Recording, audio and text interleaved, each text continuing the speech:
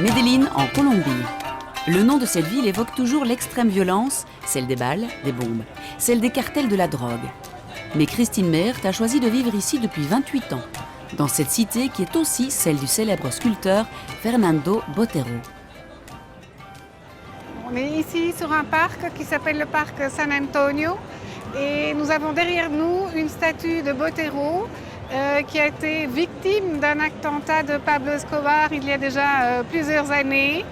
Et d'un autre côté, il y a une statue d'un oiseau entier. C'est un cadeau qu'a fait Botero à la ville et c'est un peu le symbole du moment qu'on passe pour l'instant de la violence à la paix.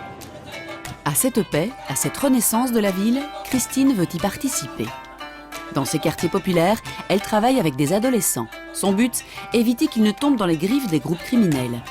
Malgré la disparition d'Escobar, il y a encore 300 bandes armées ici. Mais avec Christine, des habitants veulent résister.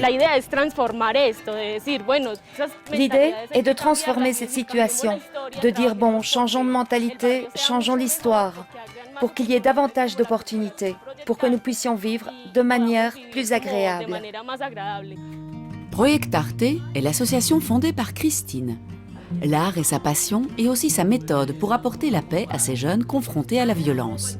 Quand la souffrance est trop dure à exprimer en mots, l'art peut le faire.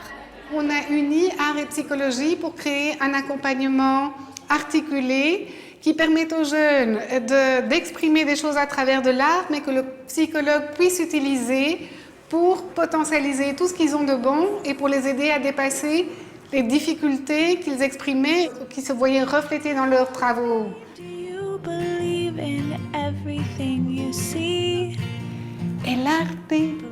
L'art, c'est d'être à 100% dans le moment présent, sans penser au passé et en laissant de côté toutes les pensées liées au futur. En Colombie, c'est un moment, on traverse un moment historique où des accords de paix viennent d'être signés après 60 ans de guerre.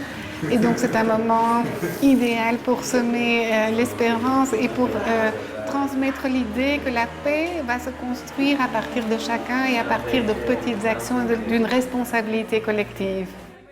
Cela concerne aussi les anciens enfants soldats enrôlés dans cette guerre civile. Christine et son équipe d'artistes et de psy aident ces jeunes, sous haute protection, à surmonter leur passé et à se construire un futur. Bueno, por ahora ya tengo una parte aquí, ¿no? Ya cuando salga, pues quisiera pues como la universidad. Maintenant, j'ai ma place ici. Et quand je sortirai du centre, je pourrai aller à l'université, penser à ma carrière, former une famille, Y ya después conformar una familia y seguir. aller de l'avant et suivre mes rêves. Cette immense résilience, c'est celle qui a séduit Christine chez les Colombiens et l'a poussée à s'installer ici. Bien sûr, le pays a encore un long chemin à parcourir pour être vraiment en paix. Pour elle, Proyectarte a un rôle à jouer dans ce contexte avec sa spécificité.